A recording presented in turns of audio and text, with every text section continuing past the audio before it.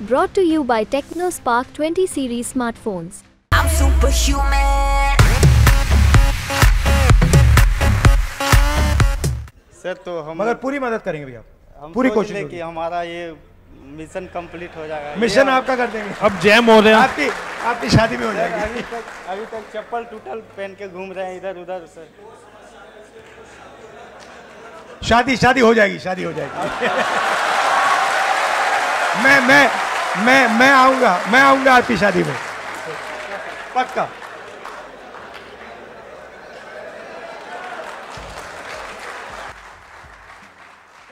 मैं पिंकू कुमार, गया बिहार से, ओबीसी जाति।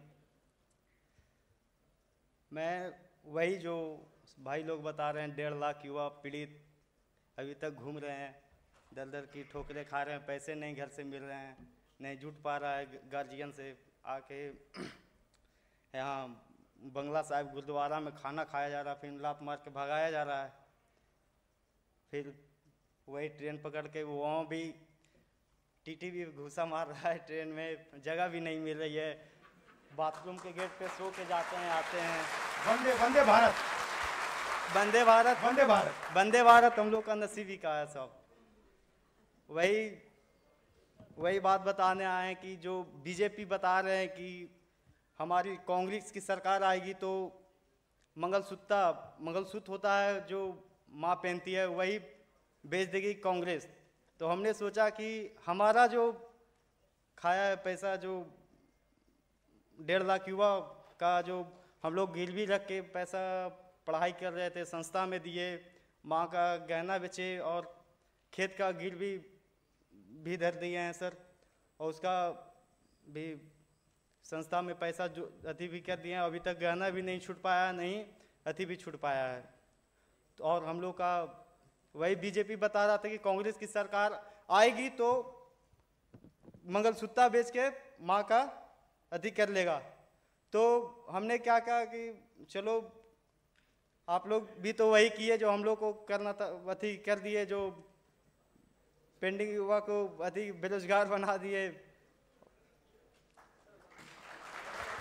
और वही हम लोग को गार्जियन बोलते हैं, जो बूढ़ा लोग है वहाँ गांव घर का, जो बोले कि गांधी युग में अच्छा शिक्षित लोग आ रहे हैं, उन लोग से जाकर मिलो। तो अभिलाष भैया हम लोग के साथ यूट्यूब द्वारा हम लोग को सहारा मिला, फिर कर्नल रोहित चौधरी सर हम लोग को फिर इतना अधिक पहुँचाए हम लोगों के यहाँ तक। और देखते हैं हम लोग आज अभी तक जगाए हुए हैं कि राहुल सर अब हम लोग को कुछ करे। हम लोग बहुत दर दर की ठोकरें गांव घर से, हम लोग को शादी भी हुआ, माँ का भी गहना नहीं बचा पाए, और हमारा शादी ठीक हुआ था कि लड़का अब तो जॉब पा लिया है, तो जॉब पा लिया तो न माँ का गहना बचा, न पत्नी को हम अब मंगलसूत्र पहना पाए हैं।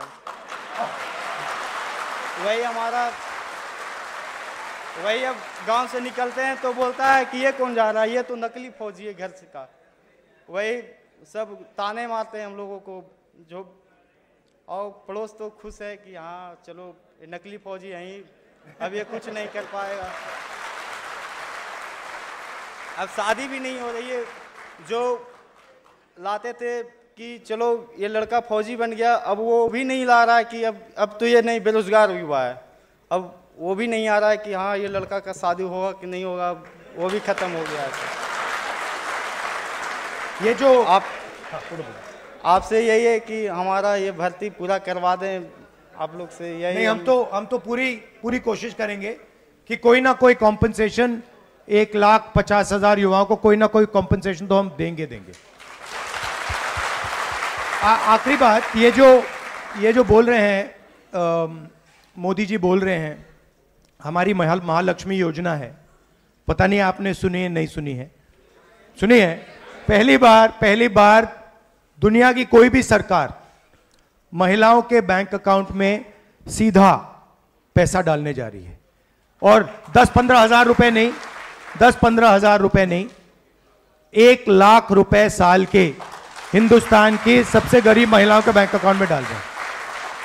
8,500 रुपए महीने के, 1 लाख रुपए साल के गरीब परिवारों के बैंक अकाउंट में महिलाओं के बैंक अकाउंट में हम डाल रहे हैं। तो मोदी जी को थोड़ी घबराहट है, इसलिए ये उल्टी सीधी बात बोल रहे हैं सर। तो हम मगर पूरी मदद करेंगे भैया, हम पूरी सोच कोशिश रहे होगी। कि हमारा ये मिशन कंप्लीट हो जाएगा। मिशन आपका कर देंगे। अब जैम हो रहे हैं। आपकी शादी में हो सर, जाएगी। अभी तक चप्पल टूटल पहन के घूम रहे हैं इधर उधर सर। शादी हो जाएगी, शादी हो जाएगी। मैं आऊंगा आपकी शादी में, पक्का।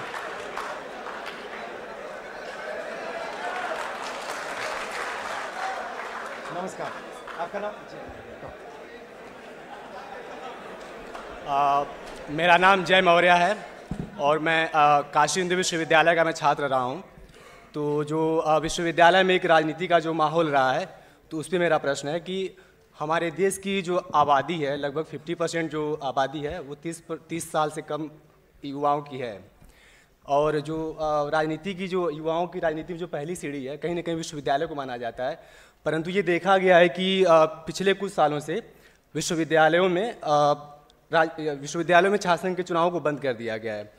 तो किस तरीके से युवाओं की राजनीति में भागीदारी बढ़ेगी, इस पे आपका क्या एक्शन रहेगा और क्या चीज़ें रहेंगी? नहीं, मेरी व्यू है कि विश्वविद्यालय में इलेक्शंस होने चाहिए, राजनीति होनी चाहिए। और मेरी थिंकिंग है कि ये जो विश्वविद्यालय में इन्होंने राजनीति बंद की है, ये इसीलिए की है कि 90% जो हमारे पिछड़े वर्ग के लोग हैं, दलित हैं, आदिवासी हैं, गरीब जनरल कास्ट के लोग हैं, ये राजनीति में मतलब एग्रेसिवली ना आ पाए। तो ये तो हम इसको ख़त्म कर देंगे। और एक दूसरा क्वेश्चन था कि जो सक्रिय राजनीति है उसमें जो जातिगत आधार माना जाता है कि जिसकी जितनी हिस्सेदारी है उसको उतनी भागीदारी, तो राजनीति में इसको कैसे शुरू किया जाएगा कि जिसकी जितनी हिस्सेदारी है उसको राजनीति में उतनी जगह दी जाए? इसमें देखिए एंड में क्या होता है। एंड में जिसकी पकड़ होती है, अब अगर वो ओबीसी है, उसकी पकड़ नहीं है तो उसका कोई मतलब नहीं है। जिसकी पकड़ होती है उन लोगों को, चाहे वो ओबीसी हो, दलित हो, पिछड़े वर्ग का हो, जनरल कास्ट का हो, जिसकी पकड़ हो, जिसकी ज़मीन से पकड़ हो, उसको प्रमोट करना चाहिए पार्टी में। इस बार अगर आप देखें हमारे टिकट्स में हमने बहुत ज़्यादा, पहले से बहुत ज़्यादा ओबीसी वर्ग के लोग हमने दिए हैं, आदिवासी लोग दिए हैं, दलित तो देते ही हैं।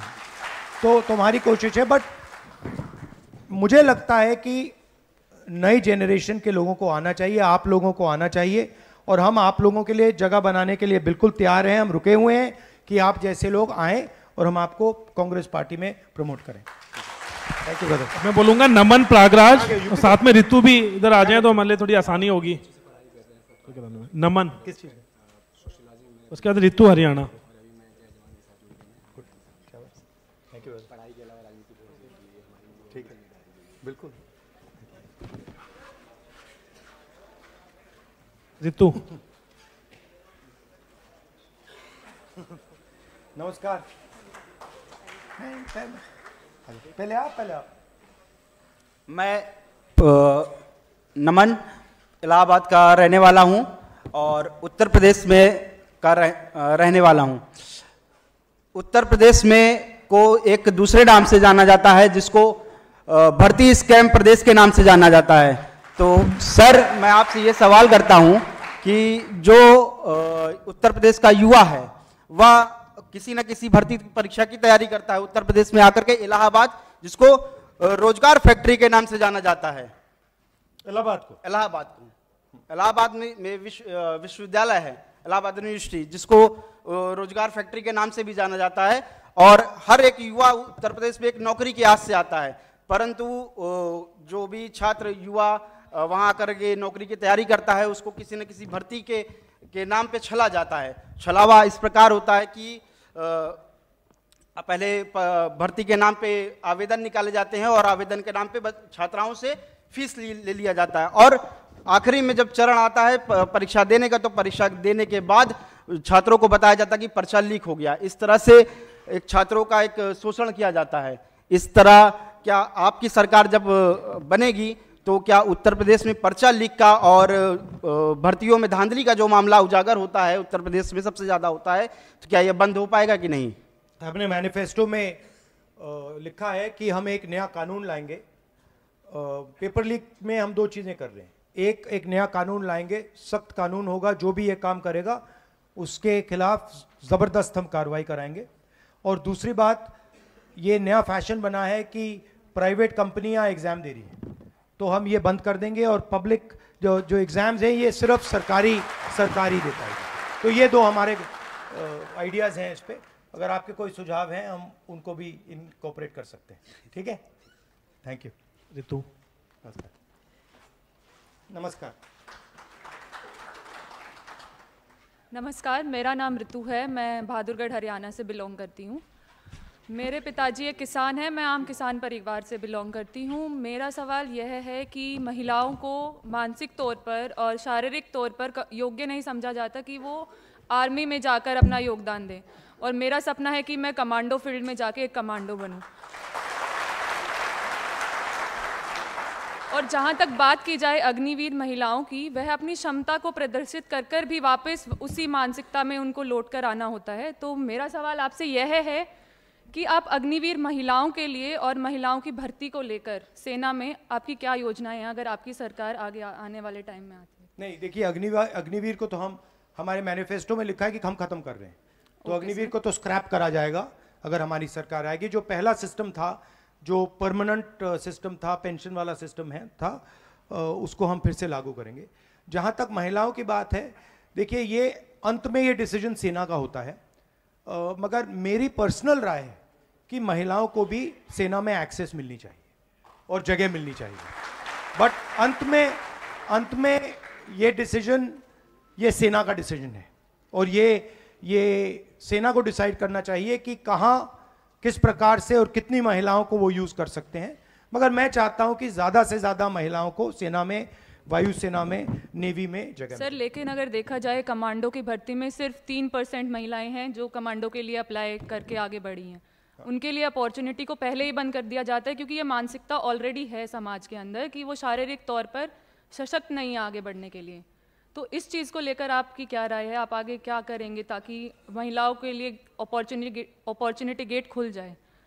नहीं, देखिए, आजकल मॉडर्न वेपनरी के साथ शारीरिक मतलब इतना डिफरेंस, इतना असर नहीं पड़ता है।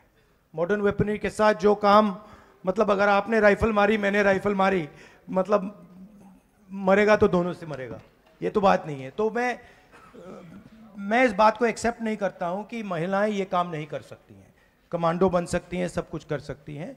तो हम एवेन्यूज़ बनाएंगे और हम सेना से, पैरामिलिट्री से बात करके कोशिश करेंगे कि ज़्यादा से ज़्यादा महिलाएं आर्मी में और स्पेशल फोर्सेस में जा पाएं। धन्यवाद सर। मैनिफेस्टो में हमने लिखा है, थोड़ी सेंसिटिविटीज़ होती हैं, बट वो आर्मी के नॉलेज में है, तो वो उनका थोड़ा डिसीजन होता है, मगर हम जरूर उनको सजेस्ट करेंगे कि ज्यादा से ज्यादा महिलाओं को जगह दें। ठीक है, थैंक यू। इसके बाद फराज हुसैन और अभिषेक अमीरपुर आ जाएं। पहले फराज और फिर अभिषेक। फराज।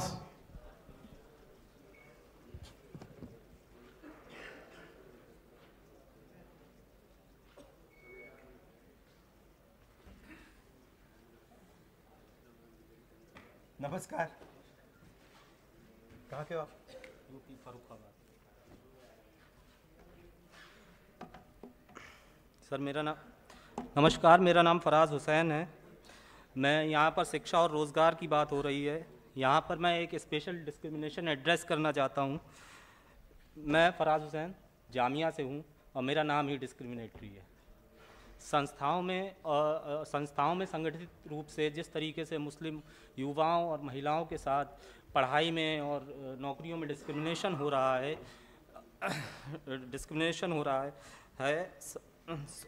तो मुसलमानों के लिए क्या कांग्रेस का फ्रेमवर्क है? देखिए, हमारा फ्रेमवर्क कॉन्स्टिट्यूशन है, और कॉन्स्टिट्यूशन में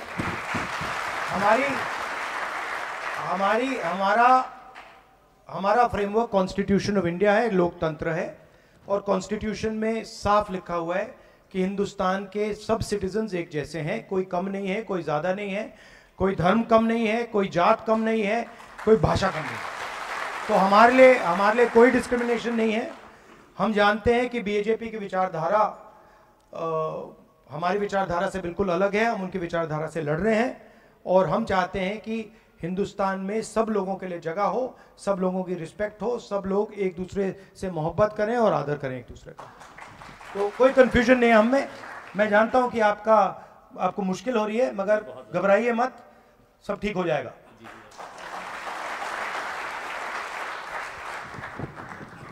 नमस्कार, कहाँ गए हो? नमस्कार सर, मेरा नाम अभिषेक है। मैं हमीरपुर हिमाचल प्रदेश का रहने वाला हूँ। सर मैं हमीरपुर वीरभूमि से रहने वाला हूँ। वीरभूमि सर मैंने इसलिए कहा क्योंकि हमारे यहाँ पे जितने भी युवा हैं, मतलब हर दूसरे के युवा का जो सपना था वो सेना में जाने का था। मैं अपनी बात करूँ सर, तो मेरे जो दादाजी थे वो भी आर्मी से रिटायर है, मेरे पिताजी भी वो भी आर्मी से रिटायर थे, और मेरा जो सपना था वो भी आर्मी का जाने का सर। लेकिन जब से ये अग्निवीर भर्ती आई, इसमें मतलब ये इसमें हमारा शोषण किया गया, मतलब सर कहा जाए एक तरफ से तो आप 1,50,000 जी सर, जी सर।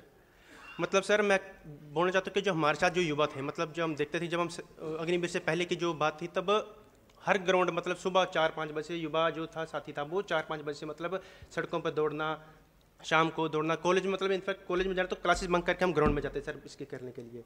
लेकिन जब से ये भर्ती आई, मतलब तब से जो अग्निवीर भर्ती आई, इससे युवाओं को जो थोड़ा सा जो था अग्नि भर्ती के, लेकिन जो थोड़ा सा जब दूर होते जा रहे सर युवा इससे करके। और सर जो युवा थे वो अब जो पहले तो फिटनेस के थे आर्मी के लेकर, लेकिन अब वो वही युवा जैसे आपने कहा सर कि वो इंस्टाग्राम पे दिन ला रहे हैं, और वही युवा जो कुछ साथी थे हमारे वो नशों की ओर जा रहे हैं सर। मतलब कि जो युवाओं के प्रथम जो पहले जो था कि वो युवा आर्मी के प्रति जो उनका कर्तव्य था, उनकी जो निष्ठा थी, वो सर धीरे धीरे कम होती जा रही है। सर मेरा प्रश्न ये है कि सरकार का कार्य होता है कि एक उज्ज्वल भविष्य का निर्माण करना सरकार की जिम्मेदारी होती है। तो सरकार तो सर अब जो ये एक भर्ती से थी सर, इसको सर जो स्कीम थी, इसको मतलब एक परमानेंट जॉब होती थी हमारी युवा किसी की भी साथी के लिए थे, सरकार ने इसको बंद करके से एक ठेके वाली भर्ती लेके के हम कह सकते हैं कि ये भर्ती कर दी। तो इसके बारे में हम सर बताएं कि हम कैसे इसके करें। देखिए, जो कॉन्ट्रैक्ट लेबर होता है ना, अग्निवीर वही है।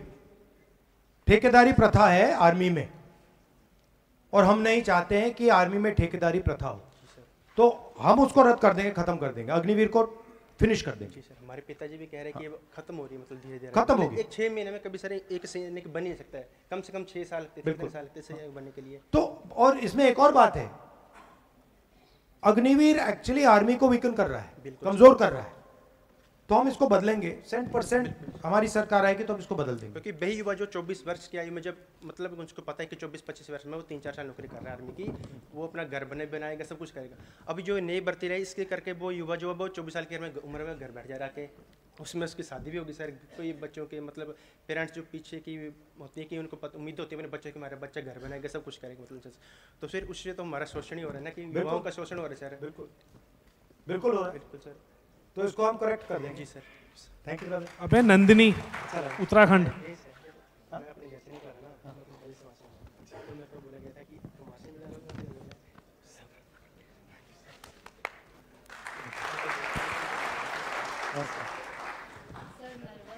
अरे नहीं आ जाओ, नर्वस नहीं होना। नमस्कार, मेरा नाम नंदिनी आर्या है। मैं एससी समाज उत्तराखंड की लड़की हूँ, और सर से मेरा यही सवाल है, सर सामाजिक व आर्थिक न्याय के जो रास्ते बंद हुए हैं उनको जारी रखने के लिए आपकी क्या योजना है? सबसे पहले जाति जनगणना, जिससे हम ये पता लगाएंगे कि आबादी किसकी कितनी है, इकोनॉमिक सर्वे और हर संस्था का सर्वे, तो देश को पता लग जाएगा कि देश में धन किसके हाथ में, कितनी आबादी है, किसके पास क्या है। पहला ये कदम। दूसरा कदम महालक्ष्मी योजना, जो मैंने कहा 1 लाख रुपए हर गरीब महिला के बैंक अकाउंट में साल के, 8,500 रुपए महीने के। अप्रेंटिसशिप का अधिकार, बेरोजगार युवाओं को ट्रेनिंग, 1 साल की नौकरी और 1 लाख रुपए साल के बैंक अकाउंट में। किसानों का मिनिमम सपोर्ट प्राइस, कानूनी मिनिमम सपोर्ट प्राइस और कर्जा माफ, और मजदूरों का जो आज 250 रुपए मिलता है वो 400 रुपए मिलेगा। आशा और आंगनवाड़ी की महिलाओं को उनकी आमदनी दुगनी करेंगे। हमारी कोशिश होगी कि ये जो पूरा का पूरा अदानी जैसे लोगों की इन्होंने मदद की है, इसको एक बार मतलब हम बदलें और जितना इन्होंने इनको फायदा दिया उतना फायदा हम आम जनता को, गरीबों को, किसानों को, मजदूरों को देने की कोशिश करें। ये है हमारा प्लान। सर, जो हाँ उत्तराखंड की जो आर्थिक इकोनॉमी थी वो हमारे यहाँ से 90% तो सारे जो है सॉरी अग्निवीर में मतलब सेना के लिए काम करते थे। तो अभी जब से अग्निवीर आया है हमारे जो नौ युवा हैं वो बहुत डिप्रेस्ड हैं और कई लोग जो हैं अपनी जान भी ले लेते हैं।